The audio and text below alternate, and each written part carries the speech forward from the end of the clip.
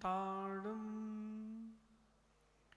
नमो सिद्धाणम नमो आयरियाडम नमो उज्जायाडम नमो लोये सब सावड़म।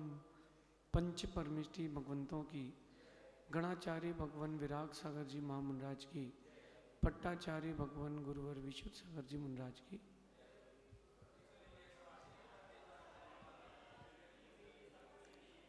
यह हम सभी अपने जीवन में सुख और गुणों की वृद्धि के लिए नीति के विषयों का श्रवण कर रहे हैं। नीतिकार हमें एक बात सिखाते हैं कि जो आपके आदर्श हैं, जो आपके आदर्श हैं, उनके अनुसार जीवन जीना चाहिए। हम महावीर के अनुयायी हैं, हम महावीर के अनुयायी हैं, हमको महावीर के अनुसार जीना चाहिए। कैसे? महावीर स्वामी ने अहिंसा और शांति का प्रचार किया। महावीर स्वामी ने धैर्य और समता का प्रचार किया। हमको भगवान महावीर के अनुसार जीना चाहिए।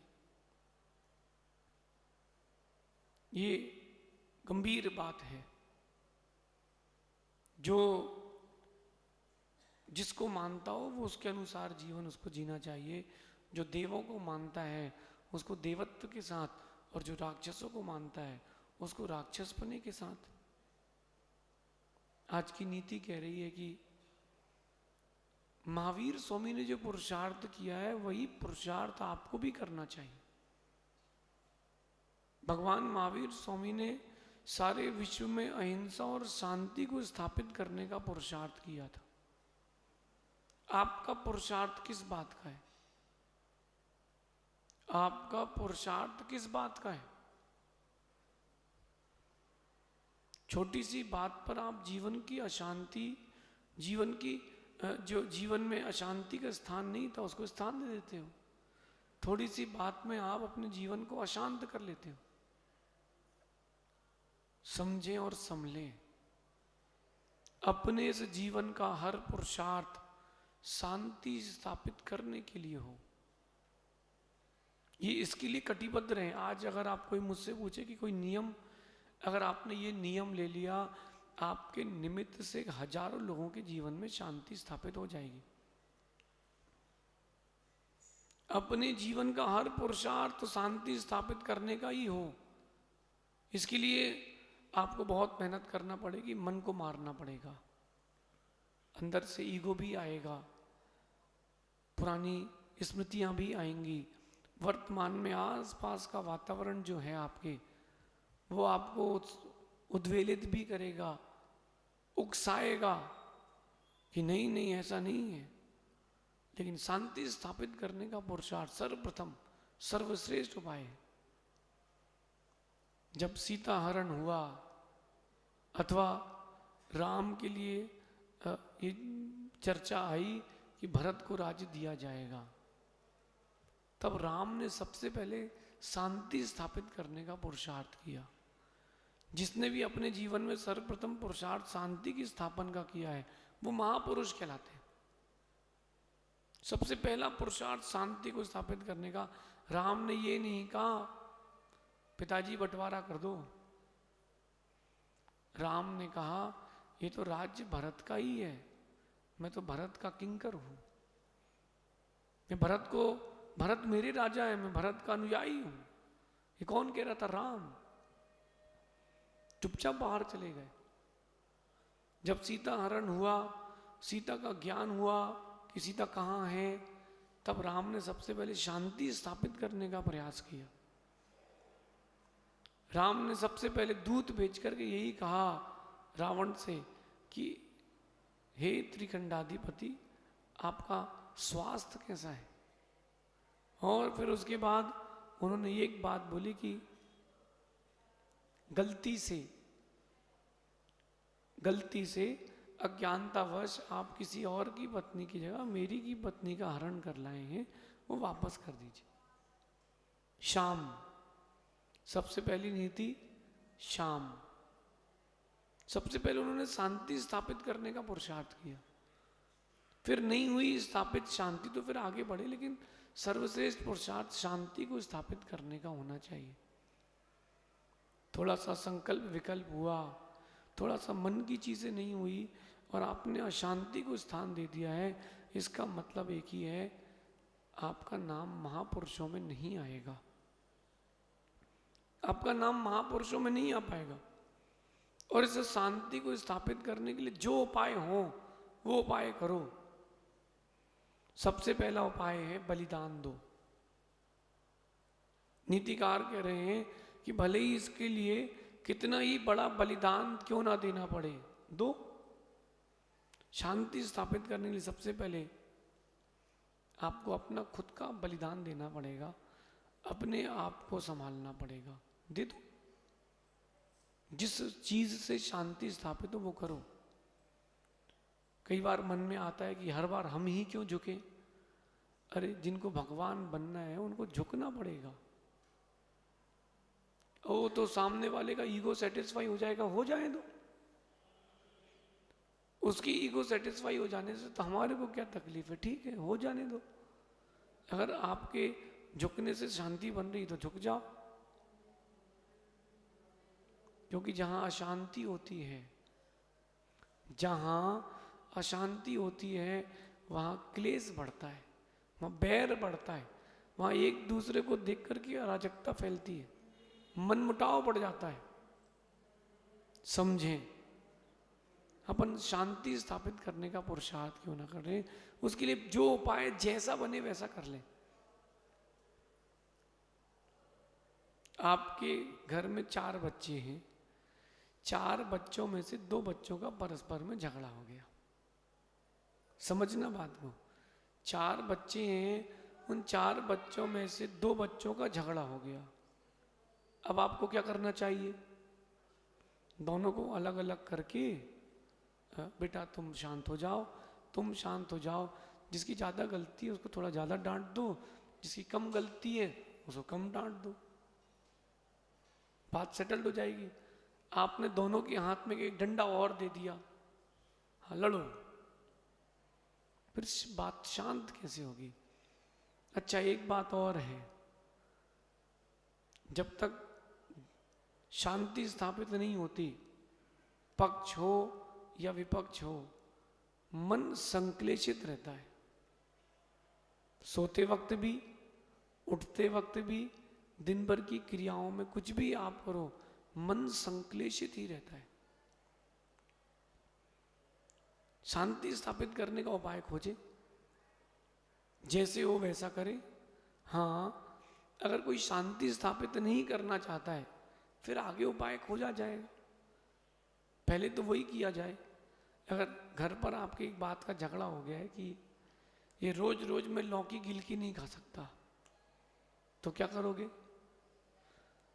घर में, आपके घर में जो जेंट्स है वो कह रहे कि रोज रोज तो ये लौकी गिलकी नहीं खा पाऊंगा, आज अब आप तो सहन नहीं हो पा रहा है, तो क्या करोगे? थाली फेंक मत देना, उनसे बोल देना ठीक है शाम को कुछ और बना देंगे, अभी तो कर लो। और नहीं मानेगा तो ठीक है, अब 1 घंटा रुको, बना के खिलाते। उपाय खोजो, जहां जहां समस्या है वहां वहां समाधान भी है। और जिन्होंने समाधान की खोज नहीं करी उनकी यहाँ समस्याएं स्थायी हो जाती हैं।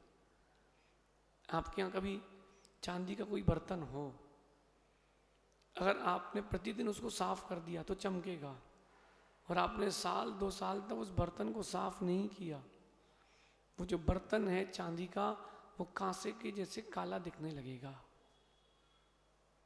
फिर आप कितने ही घिसो, कितने ही साफ करो, फिर वो साफ नहीं होगा, उसको तो हीट दे करके साफ करना पड़ेगा। शांति स्थापित करने का पुरुषार्थ करें। मैं आपको एक बात कहता हूं कि मान कसाए या आपका ईगो ये बड़ा नहीं है। आपकी मान कसाए या आपका ईगो ये बड़ा नहीं है, शांति ज्यादा बड़ी है। आपके घर में सोने की दीवारें हों, सोने का फर्श हो, सोने की छत हो, लेकिन सोते समय चैन ना हो, तो तो सोने की दीवारें किस काम की?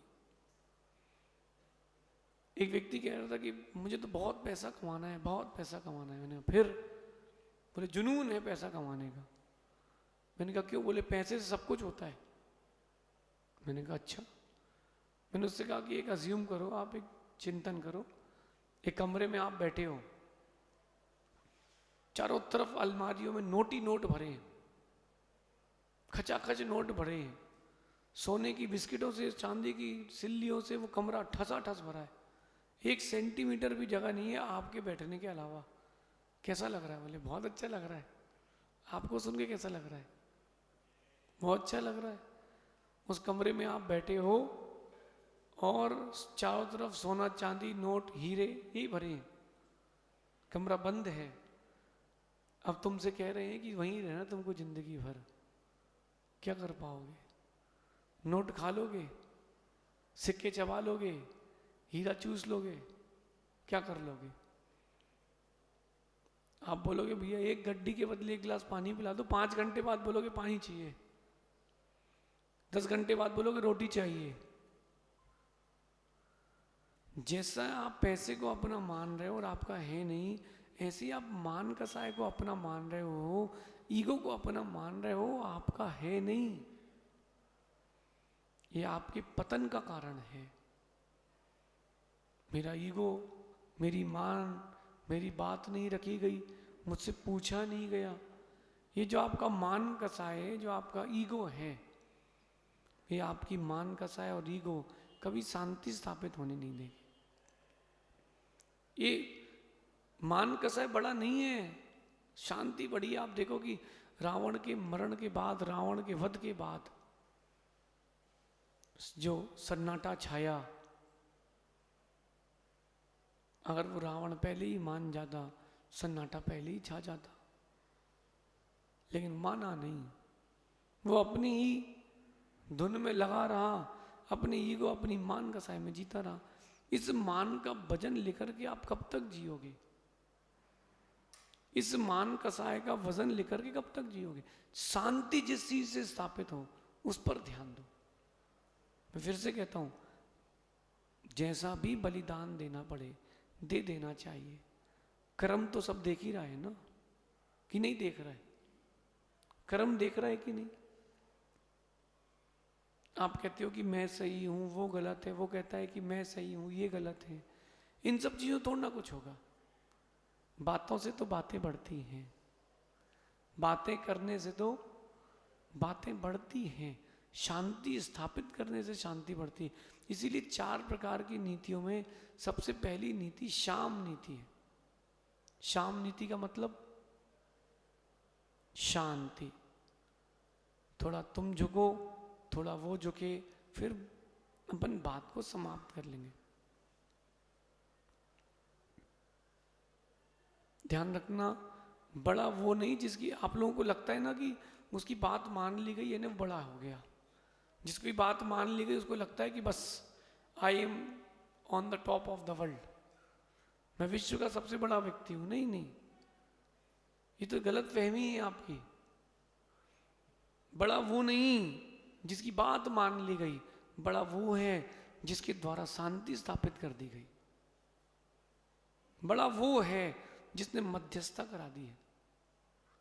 कभी आपके रिलेशन में ऐसा हुआ हो कि 2 साल 5 साल आपने अपने रिश्तेदार से बात ना की हो, चाचा भतीजा हो, फूफा हो, फूफा, चाचा भतीजे हो, रिश्तेदार हो, मित्र हो, फिर बीच में कोई व्यक्ति आए जो संधि कराए, जो दोनों पक्षों को बैठाए और कहे भैया अपनी अपनी गलती स्वीकार लो, बात खत्म। इस बीच में देखना, किसी की बात ज्यादा मान ली गई, किसी की बात कम मान ली गई। तो जिसकी ज्यादा मान ली गई वो सोचता है कि हमारा तो मान लिया गया, हम बड़े हैं।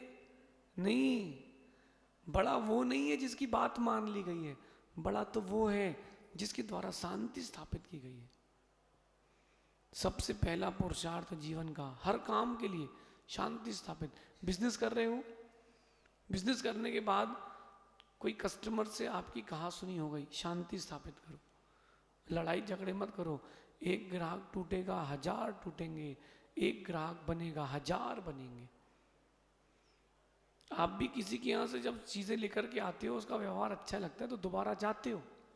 कोई और सलाह लेता है तो कहते हो उसके यहाँ चले जाओ, और उसका व्यवहार अच्छा है, उसके यहाँ चले जाओ। सबसे पहले अपने व्यवहारिकता पर ध्यान दें। त्योहार का दिन है आज, है ना? त्योहार का दिन है आज, फिर भी त्योहार सा क्यों नहीं लग रहा है आज? बताओ। त्योहार का दिन है आज, फिर भी त्योहार सा क्यों नहीं लग रहा है आज? क्योंकि व्यवहार खत्म हो गए हैं, इसलिए त्योहार भी खत्म हो गए। पहले वो जमाने थे, सुबह 5 बजे से दीपोत्सव के दिन मंदिर भर जाता था। सुबह 5 बजे पैर रखने की जगह नहीं मिलती थी। भगवान की चढ़ाई, जहां द्रव्य चढ़ाते उस टेबल में द्रव्य चढ़ाने की जगह नहीं मिलती थी। याद है? नहीं है? याद है? पैर रखने की जगह नहीं मिलती थी। अब कितना भी बड़ा मंदिर हो जाए, लेकिन व्यवहार नहीं बचे। व्यवहार नहीं बचे, इसलिए त्योहार भी नहीं बचे। त्योहार का आनंद तब आता है जब पारस्परिक शांति स्थापित हो। अब इसमें बात ये नहीं है कि पहले कौन झुका, बात ये है कि शांति किसने स्थापित कराई। भारत में जब दंगे चल रहे थे, बंटवारा चल रहा था, आज़ादी का वक्त चल रहा था, कोई कुछ भी कहे, जिन जिन लोगों ने शांति स्थापित कराई है, भले ही उनको फेस करना पड़ा हो, लेकिन आज भी हिस्ट्री में उनका ही नाम है। आप हिस्ट्री की बुक्स पढ़ते हो तो उनका ही नाम आता है कि नहीं? क्यों ना अपन अपने जीवन में शांति स्थापित करने का पुरुषार्थ करें। हाँ, 2-4 लोगों का मन भेद हर जगह रहता है, 2-4 लोगों का मतभेद हर जगह रहता है। उस मनभेद और मतभेद को खुद से दूर करके शांति स्थापित करने का पुरुषार्थ करें। मेरी ये बात जितनी जल्दी आप समझेंगे, जीवन में उतनी जल्दी आनंद की अनुभूति प्रारंभ होगी। कुछ क्षण अपने लिए भी जीना प्रारंभ करें। आप देखो, जब गर्मी में, बड़ी भीषण गर्मी में आप एक गिलास ठंडा पानी पी लो, कैसा लगता है? अमृत। वो गर्मी में एक गिलास ठंडा पानी अमृत लगता है, और उसी गर्मी में कोई आपको उकाली पिला दे तो कैसा लगेगा? उसी भरी गर्मी में कोई आपको उकावली पिलाए तो गर्मी और भड़क जाएगी। यही बात मैं आपसे कहना चाहता हूं। आज की नीति मत भूलना, आज की नीति मत भूलना। जो अशांति की तपन अंदर है, उसके लिए शांति मध्यस्थता स्थापित करके एक गिलास मध्यस्थता ठंडा पानी पी लो, सारी गर्मी शांत हो जाए। आज अभी से शांति स्थापित करने का पुरुषार्थ करें। चाहे व्यापार हो, व्यवहार हो, समाज हो, हर समय हर वक्त आपके अनुरूप नहीं चलेगा। थोड़ा तुम चलो, थोड़ा वो चले, थक जाओ तो रिक्शा कर लेना। शांति स्थापित करने का जीवन का पुरुषार्थ, और जिसने इस पुरुषार्थ को जी लिया वो महापुरुष कहलाएगा। शेष आगे देखेंगे। भगवान महावीर स्वामी की